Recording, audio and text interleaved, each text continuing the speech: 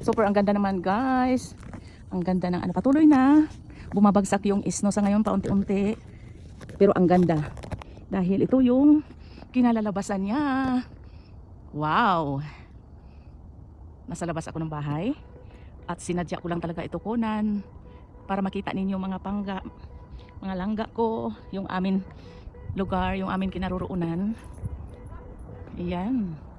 Super ganda talaga. Itsura. Wow, di ba ang ganda? At sa kalsada, sa highway, ganito na siya. Ganito yung mga puno. Maganda guys.